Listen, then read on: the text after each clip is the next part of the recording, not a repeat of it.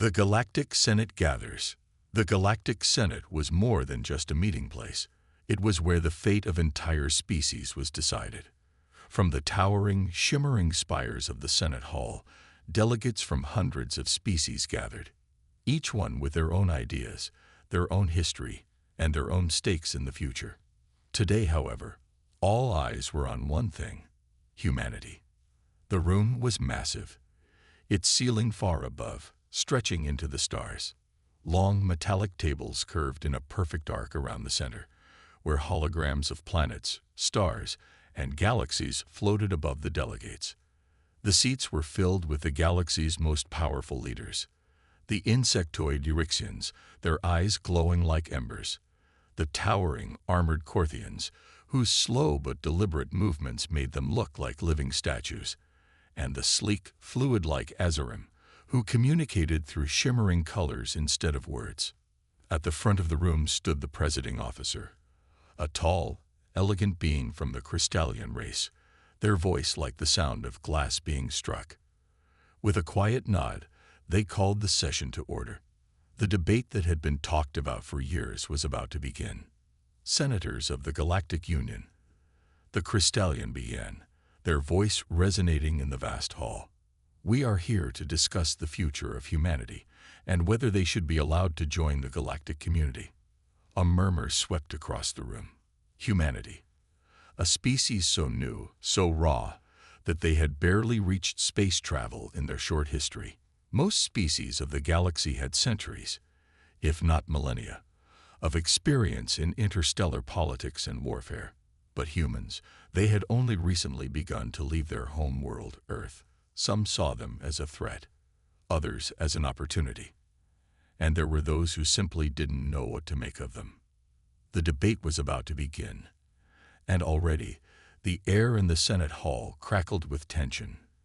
The first speaker was Senator Zrith, a representative of the Euryxian people. Their insectoid form clicked as they adjusted their robes, the chitin on their back shifting like a rustling leaf. They stood tall and spoke with authority, their antennae flicking back and forth. Humanity is nothing more than a young species, Senator Zrith began. They have no place in the stars. They are violent, unpredictable, and most importantly, dangerous. They have a long history of conflict on their home planet. Why should we trust them? The safety of the galaxy is at risk. Allowing them to join us could lead to disaster. The Euryxians' words hung in the air like a dark cloud. The murmuring in the room grew louder. Some senators nodded in agreement, while others exchanged uncomfortable glances. There were whispers that humanity had been responsible for wars on their own planet, and their history was one of violence, cruelty, and survival at any cost. But then, from the other side of the room, a voice called out in defense of the humans. It was Senator Oryx, a Corthian. Their massive armored body stood like a living monument, their deep, booming voice impossible to ignore. Senator Zrith's words are based on fear, not fact, Senator Oryx said. Yes, humans have known war, but they have also known peace. They have faced challenges we cannot imagine, yet they continue to survive and grow. Their very survival in the face of such adversity speaks volumes about their strength and determination. There was a pause as Senator Oryx's words settled over the room. Some senators looked thoughtful, while others remained skeptical. The debate was becoming heated. The question wasn't just about whether humanity was dangerous, but whether their potential could outweigh their flaws. Before the debate could continue, another voice broke through the noise. This time, it was a representative from the Azarim, a race known for their intelligence and cunning. The Azarim's representative, a being named Lyra, seemed to shimmer as they spoke, their form flickering like light reflecting off water. Humans are unpredictable, yes, Lyra said, her voice smooth as silk. But it is that very unpredictability that could make them valuable. In a galaxy where so many species are rigid in their ways, humanity is capable of change. They adapt faster than any other species we've encountered. Their creativity and innovation could be the key to solving problems we haven't even thought of yet. Her words struck a chord with several senators. The idea of humanity's adaptability was intriguing. Could it be true? Could this species, so young and wild, hold the key to something greater than anyone expected? As the arguments raged on, the Senate seemed divided. Some saw humanity as a threat, while others began to see them as a potential ally. The debate was only just beginning, but already the room was charged with a sense of urgency. The question that loomed over all of them was simple: could humanity be trusted? The presiding officer allowed the debate to continue, but as they glanced around the room, they could sense that something was about to happen. A new voice, a new argument, was going to change the course of the discussion entirely. And no one in the room knew it yet, but the fate of humanity was about to be decided by someone none of them had expected. And that's when he stood up. The debate begins. The tension in the room was palpable.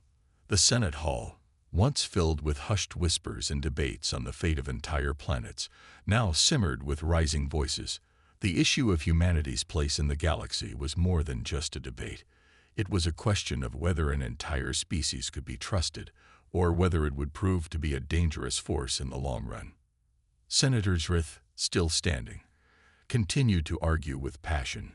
Humanity's history is stained with blood, they said, their voice now sharper, more insistent. They have fought wars amongst themselves. They have no understanding of unity. In the face of conflict, they destroy. They burn. They have a history of violence that we cannot ignore. The Euryxians' words echoed around the room, and the other senators listened carefully. Many had heard about humanity's brutal history: wars, conflicts, revolutions. To some, it painted a clear picture. Humanity was a race driven by greed and aggression. The idea of allowing them into the peaceful fold of the Galactic Union seemed absurd. How could they possibly be trusted with the security of the galaxy? But before the debate could spiral further, Senator Oryx from the Corthian race slammed their fist onto the table, producing a loud clang that rang throughout the chamber. The Corthian's deep, rumbling voice broke the growing tension. Senators Rith may speak of war, but what of survival? What of endurance? Humanity has faced unimaginable odds. They survived the collapse of their own civilizations, and yet they stand here today. Their strength is not in war alone, but in their ability to adapt, to overcome, and to learn. A murmur of agreement rippled through some of the senators, especially those who had seen how the Corthians themselves had survived on some of the harshest planets in the galaxy. Many of them had fought and lost. The Corthians knew what it was like to face seemingly impossible odds. They respected any species that showed such resilience. Senator Lyra, representing the Azarim, took the floor again. She shimmered slightly, her form glowing faintly under the Senate lights. "Survival is not the only thing that matters," she said. "What we should focus on is what comes after survival. Humanity does not just survive. They innovate. They create. They explore. While some races focus on maintaining their power, humanity focuses on building. Their technology is not as advanced as ours, but they are quickly catching up. Their potential is endless." Her words hung in the air. The Azarim had a reputation for their intellect, and many listened carefully to what they had to say. Some senators, especially those from more peaceful species, found Lyra's argument compelling. Could humanity's potential really outweigh their past? Senator Drith wasn't ready to back down. Their antennae twitched in irritation as they responded.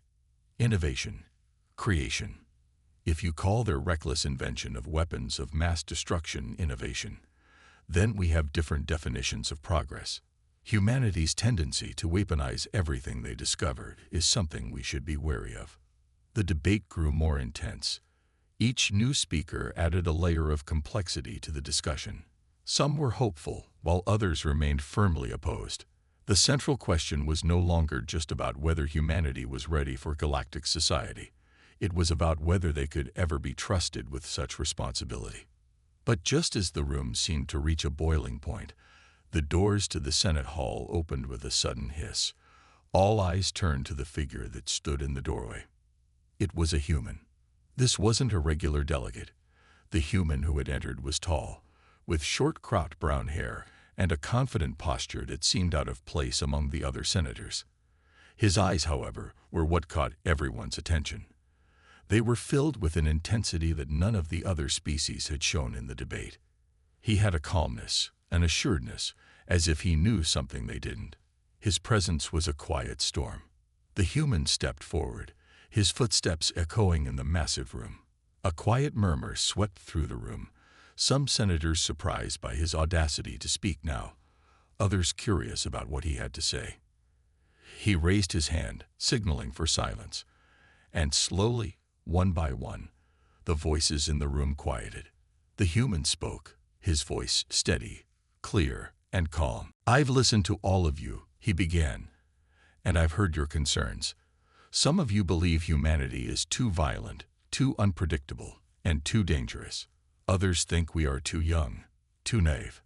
I won't pretend we are perfect, but what I can tell you is this: humanity has faced extinction, more times than I care to count. We have survived pandemics, wars, and disasters. We've rebuilt from the ashes time and time again. We've fought for our survival, because that's what we do. We fight, we adapt, and we grow."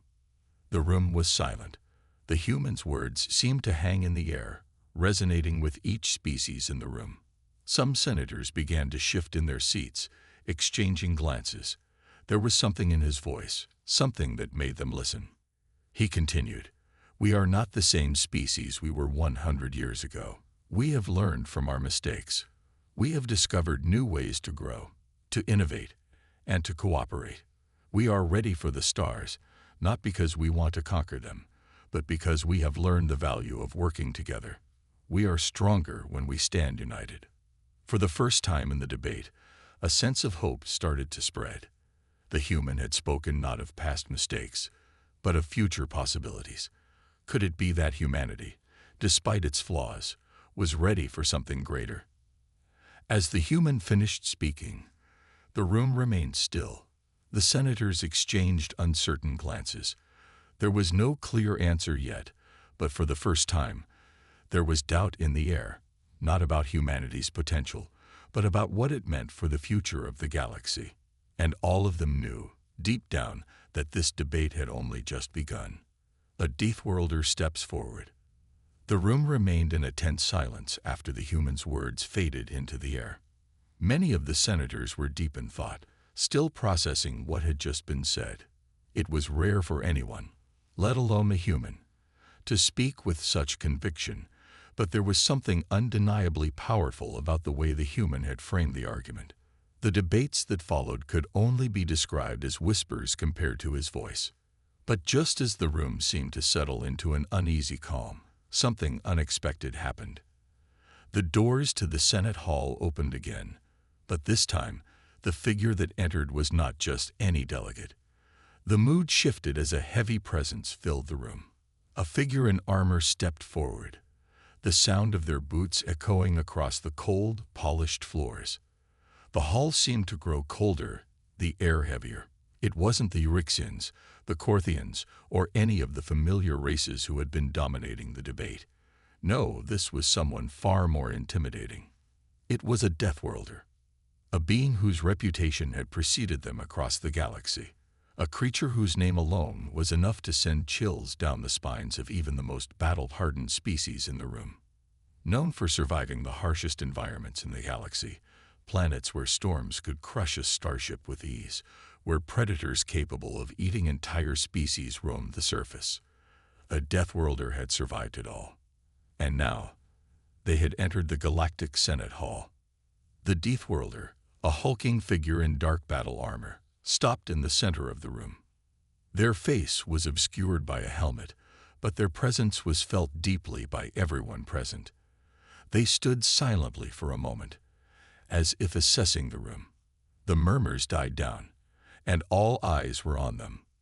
The presiding officer, sensing the weight of this unexpected turn, cleared their throat. "If you wish to speak, you may proceed." Without a word, the Deathworlder raised their hand, signaling for silence. The room obeyed. "I've heard the arguments." The Deathworlder's voice was calm, but it resonated with power. The tone was gravelly, a sound that could break rock, yet there was an undeniable clarity to their speech. I've heard that humanity is dangerous, that they are violent and unworthy of trust. But I don't see them as you do. I see them as survivors. I see them as more than what you believe them to be. A few senators exchanged puzzled glances, a Deathworlder speaking about humanity. It was unheard of.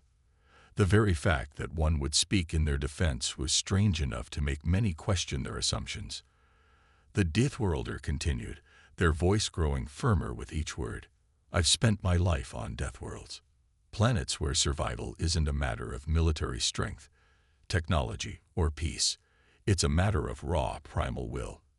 You fight, you adapt, and you do whatever it takes to live. Humanity has that. You all think you know what it means to be strong, but you've never faced true danger. I have. And I've seen humanity do something I've never seen another species do. A few senators leaned forward, their curiosity piqued.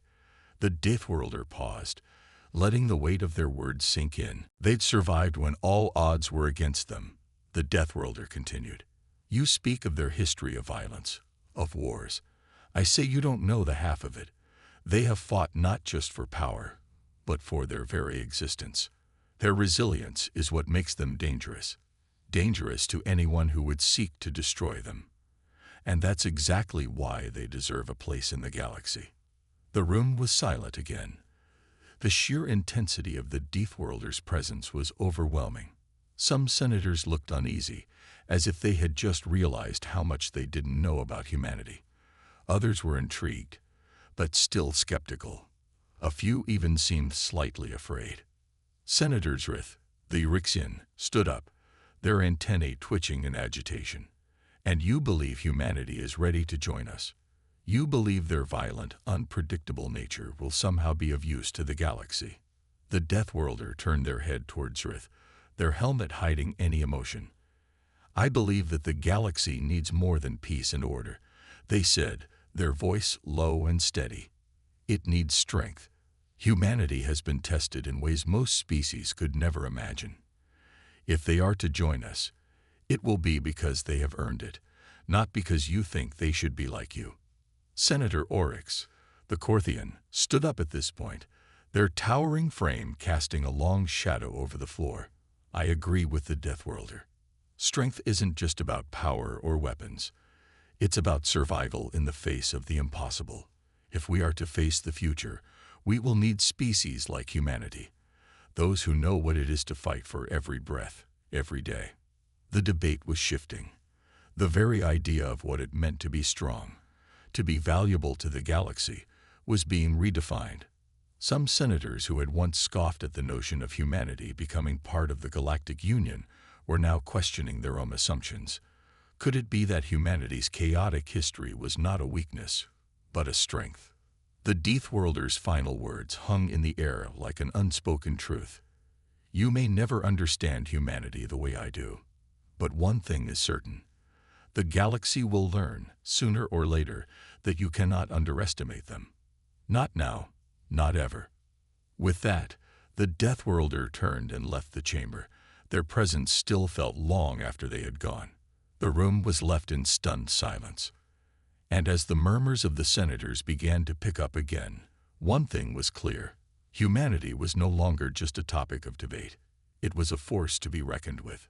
The debate would continue, but the tone had changed. And with it, the future of humanity and the stars had shifted forever. The Deathworlder's argument. The Senate was in turmoil. The shock of hearing a Deathworlder defend humanity had shaken the room, and the debate had turned into something much larger than anyone had anticipated. The room buzzed with excitement and confusion, as senators from all across the galaxy tried to make sense of what they had just witnessed. It wasn't just the words of the Deathworlder that had left an impression. It was the conviction behind them. For a moment, it seemed as if the debate had reached a deadlock. Those who saw humanity as a danger were still hesitant, but those who had once doubted them now found themselves questioning their own beliefs. Was humanity really as dangerous as some had claimed, or were they more than that? Senator Zrith, the Urixian, stood again, his voice sharp with frustration. "You speak of survival, of resilience, of strength," Zrith began, his words laced with venom. "But what does survival mean in the grand scheme of things? A species that has only survived by waging war, by fighting their own kind. How is that any different from the very threat they pose to the galaxy?" The room was quiet. Zrith's words cut deep. Many senators nodded in agreement, while others appeared uncomfortable, as if torn between their doubts and the unexpected defense humanity had received. But the Deathworlder, still standing in the center of the room, remained calm. They had anticipated such arguments. "Survival doesn't always come in the form of peace," the Deathworlder replied, their voice unwavering.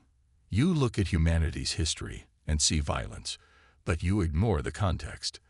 They fought wars not for conquest, but for survival, for a future where their people can live without fear. How many species in this room have had to fight just to exist? How many have faced extinction time and time again and still managed to survive?" Senator Oryx, the Corthian, leaned forward, clearly intrigued. The Deathworlder's words struck a chord with them. Survival is more than just the ability to fight. It's about endurance, adaptation. I've seen what humanity can do. They don't just fight to stay alive. They learn from their battles. They grow stronger from their losses.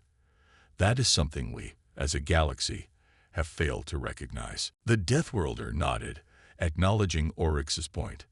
Exactly. Humanity is not perfect. No species is, but they possess an unyielding will to adapt. Their strength lies not in their ability to destroy, but in their ability to rebuild. You see violence, but I see the willingness to protect their families, to protect their home, to protect each other.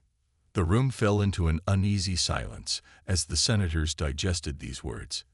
For a moment, no one spoke. Even Senator Zrith, who had been the most vocal opponent, seemed momentarily lost for words. The Deathworlder's presence was like a weight in the room. Every eye was on them as they continued. What if the galaxy could learn something from humanity?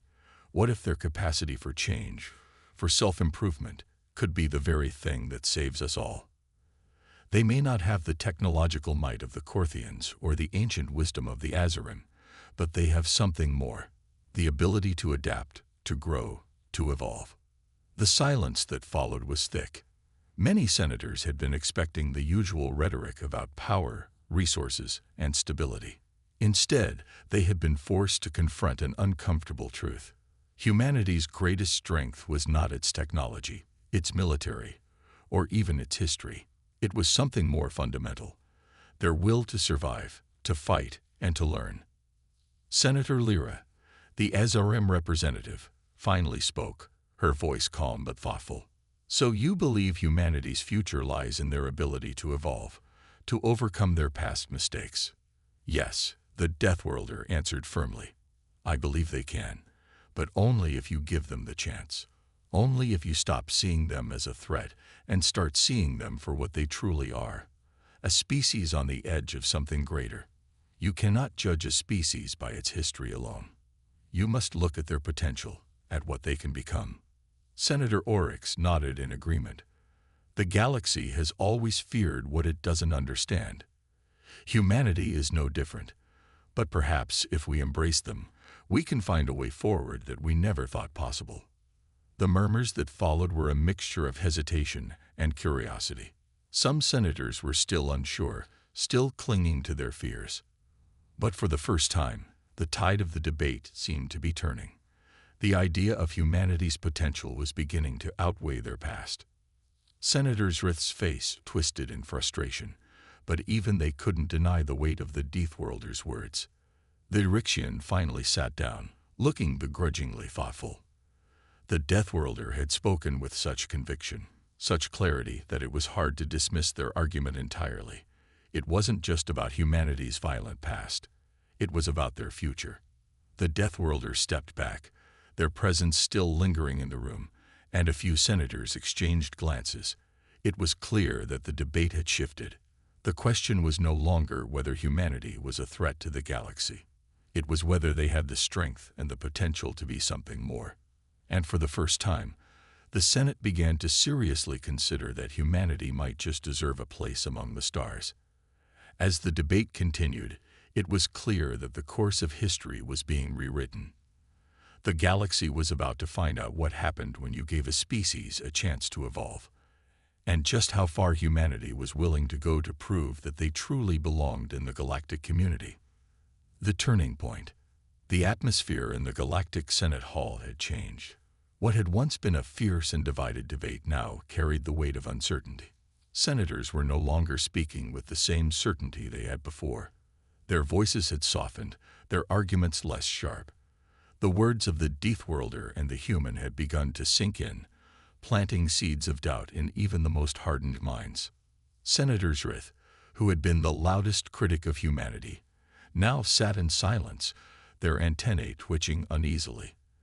Their earlier confidence seemed to have evaporated.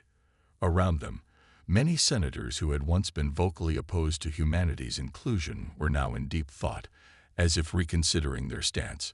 It was clear that something had shifted, but what that meant for the future was still uncertain. The presiding officer, sensing the shift in the room, gave a subtle nod, signaling for the next speaker to step forward. It was Senator Oryx, the Corthian, who rose next. Their towering form made the room seem smaller as they walked forward, their voice resonating with authority. "We've heard much about humanity's potential," Oryx began, their deep voice filling the hall. "We've heard about their strength, their adaptability, their will to survive. But let us not forget one thing. Survival does not guarantee success. In the galaxy, survival is just the beginning. What comes next? What happens when a species begins to thrive? Can humanity be trusted with that responsibility?" For a moment, the room fell silent. Oryx's words were sharp, but they rang true. The question of what humanity would do with their future was not one that could be easily answered. But what the senators didn't know was that the Deathworlder's earlier words were still echoing in their minds, and some of them began to think that humanity had more to offer than they had first believed.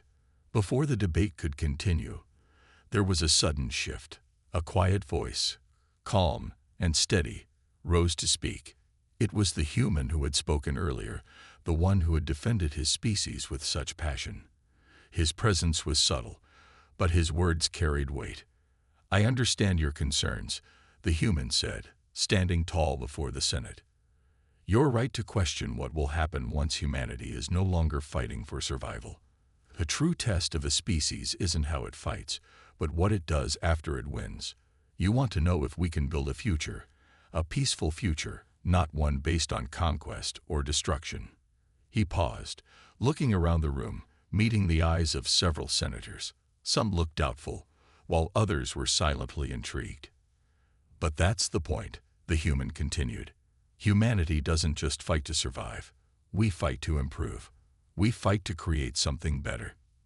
Yes, we've had our share of conflicts, but we've learned from them. We've built from them. And now we're ready to build something bigger.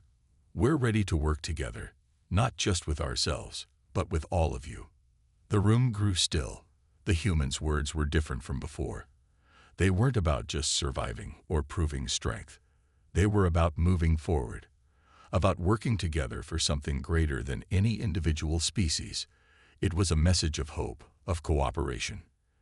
There are risks, yes. Every species has its flaws. But that's the beauty of the galaxy.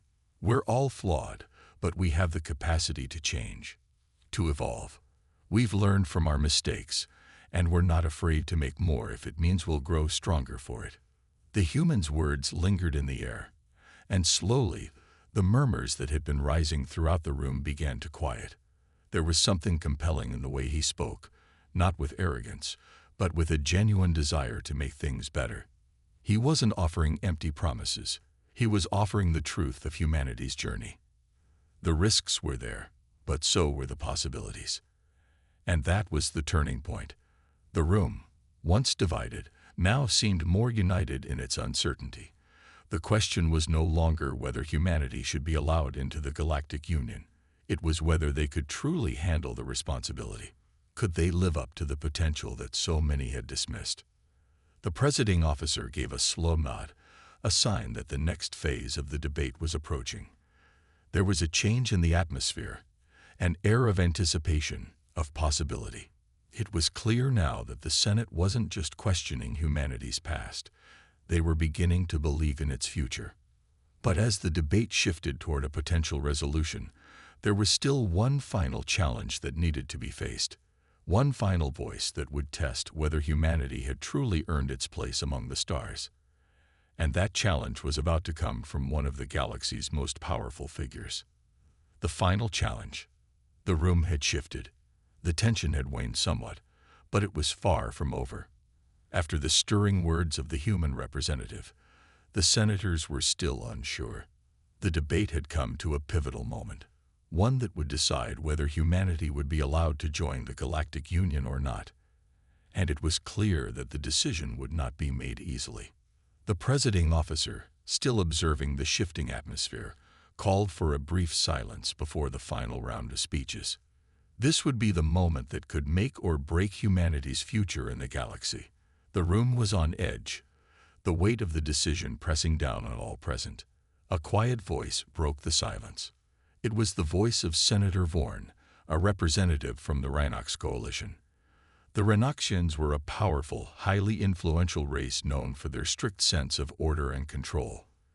Their homeworld was a model of efficiency, with little tolerance for chaos or disorder. Vorn was one of the most respected and feared figures in the Senate. His word was law among the Rhinoxians, and his presence in the chamber commanded immediate attention. He stood, his gray, reptilian skin shimmering under the lights. His sharp, calculating eyes scanned the room, assessing everyone. Vorn had a reputation for being a pragmatic realist, someone who didn't care for speeches about potential or optimism. He cared only for results, and he had no patience for the kind of idealism that humanity's defenders had brought to the debate. "I've listened to your arguments," Senator Vorn began, his voice cold and deliberate. "And I hear you speak of humanity's potential. I hear you speak of their adaptability and resilience. But I have one simple question that has not yet been answered." The entire Senate hall fell into a deep silence. Everyone knew what Vorn was capable of. When he spoke, people listened. He paused for a moment, letting the tension build before he continued. What happens when humanity fails? What happens when their chaos, their unpredictability, leads to destruction? We've seen what they can do when they're united in war. But what of peace? What of their ability to maintain order when faced with the greater complexities of galactic cooperation? Vorn's voice rang out, sharp and unyielding.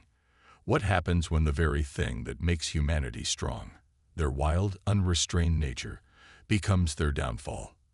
When the galaxy itself is put at risk because of their lack of control? The room was dead silent. Vorn's words were a challenge, a cold reminder of the stakes. He wasn't interested in the grand speeches or the ideals of unity. He wanted to know if humanity could handle the responsibility of being part of the galactic community. The Deathworlder, who had remained silent up until now, stood once more. Their imposing figure towered over the rest of the room. Without hesitation, they spoke, their voice low but filled with unwavering conviction. "Senator Vorn, you ask what happens when humanity fails," the Deathworlder said, their tone calm but firm. "I ask you, what happens when the galaxy fails humanity? When we abandon them because they are different, because they are unpredictable? What happens when we turn our backs on the very species that could hold the key to the future of this galaxy?" The room shifted again. The Deathworlder's words had a sharp edge, one that cut through the fear and uncertainty that had been clouding the Senate. They weren't defending humanity anymore. They were challenging the very foundation of the Senate's argument. "We are all flawed. We all have our moments of weakness," the Deathworlder continued. "But humanity has something we all need, the capacity to change. They have the courage to face the unknown. They have the strength to rise from the ashes time and time again. They are not perfect, but neither is any other species in this room." The Deathworlder's gaze swept across the Senate. If you turn your back on humanity now, you are not just condemning them. You are condemning the galaxy to the same mistakes we have made for centuries, shunning potential out of fear. Fear that you cannot control them. Fear that they will break the delicate peace we have fought for. But we all know that true peace is not built on fear. It is built on trust, on the willingness to take a risk, to let the future unfold. For the first time, the room fell into complete silence. It was as if the Deathworlder had broken through something deep within the Senate. The words hung in the air, impossible to ignore. Senator Zrith, the Euryxian, who had been one of humanity's fiercest critics, shifted uncomfortably in their seat. They didn't speak. The force of the Deathworlder's argument had left them momentarily speechless. And then it was the human's turn to speak again. The same representative who had stood before the Senate with such passion. His words were not filled with the same fiery emotion they had carried earlier, but they were no less powerful. "You ask what happens if we fail," the human said, his voice calm but resolute. "What happens when humanity stumbles and falls? I can promise you this. We will rise. We will learn from our mistakes. We will rebuild. And we will fight, not because we want to conquer, but because we want to ensure that the galaxy doesn't fall into the same mistakes that we've made." The human looked around the room, meeting the eyes of every senator. "The question you need to ask yourselves is not what happens when we fail, but what happens if you never give us the chance to try? What happens when you don't allow humanity to prove that we can be better?" His words hung in the air, the final challenge to the Senate. The room was still. The final decision was coming. Would the Senate choose fear, or would they choose hope? Would they give humanity a chance to prove that they were more than just a violent species, or would they turn their back on them forever? The vote was about to happen, and humanity's fate would soon be sealed. Humanity's fate decided. The final moments of the debate were a stark contrast to the fiery arguments that had taken place earlier. The once divided Senate now sat in a heavy silence, as if the weight of the decision had pressed down on every individual in the room. For the first time, the senators were not just debating the merits of a species, they were considering the very future of the galaxy itself. Humanity's place in the stars would soon be decided. The presiding officer, sensing the gravity of the moment, rose from their seat. The room quieted instantly, all eyes turning to the figure at the head of the chamber. The officer, a being of considerable wisdom, surveyed the room with a measured gaze. They had seen countless debates, countless votes. But this was different. Humanity, a species so young, so unpredictable, had captured the attention of the entire galaxy. The question now was not just about whether they were worthy of a place among the stars, but whether they could handle the responsibility that came with it. "The time has come." The presiding officer's voice echoed through the Senate hall, their words carrying the weight of centuries of galactic history. "We will now cast our votes. Will humanity be allowed to join the Galactic Union?" The room held its breath. Each senator knew that their vote would have consequences far beyond this moment. This wasn't just about the fate of a single species. It was about the future of the galaxy, the strength of the Union, and the potential for change in a universe that had long been ruled by established powers. One by one, the senators began to raise their hands, casting their votes for or against humanity's inclusion in the Union. It was a slow process, the tension building with each passing second. The votes were counted, each one adding to the growing sense of uncertainty. Finally, after what seemed like an eternity, the presiding officer looked down at the results, their expression unreadable. They paused, allowing the anticipation to build one last time. And then, they spoke the words that would change the galaxy forever. By a majority vote, humanity will be granted full membership in the Galactic Union. The room erupted into a chorus of reactions. Some senators cheered, their voices filled with relief and triumph. Others, still unsure, whispered to one another in disbelief. But the decision was final. Humanity had won the chance to prove itself on the galactic stage. For the human representative, standing at the front of the room, The news was almost too much to comprehend. They stood there for a moment, stunned, their eyes sweeping across the room. It wasn't just a victory for them. It was a victory for humanity itself. It was proof that the species was no longer defined by its past, but by its potential. Humanity had earned the chance to prove it belonged. As the cheers continued, the presiding officer turned to the human, acknowledging the moment with a respectful nod. Humanity has earned its place, not just through survival, but through the strength to change, to adapt, and to grow. We trust you to carry the responsibility that comes with this decision. The human smiled, their voice steady as they spoke. Thank you. This is just the beginning. We will show you that we are more than the sum of our past mistakes. We are ready to work with you, to build a future where we all thrive. We will prove that we belong in this galaxy, not because we are perfect, but because we are willing to learn, to grow, and to fight for what's right. The room fell silent again, but this time, it was a silence of anticipation, not doubt. The future of the galaxy was now in their hands, and humanity had earned its place at the table. As the session came to a close, senators from all races gathered in small groups, speaking quietly amongst themselves. The decision had been made, but the implications were far-reaching. No one knew exactly what the future would hold, but there was one undeniable truth. Humanity had just changed the course of galactic history, and in the years to come, as humanity took its first steps into the stars, the galaxy would learn something new about what it meant to survive, to adapt, and to change.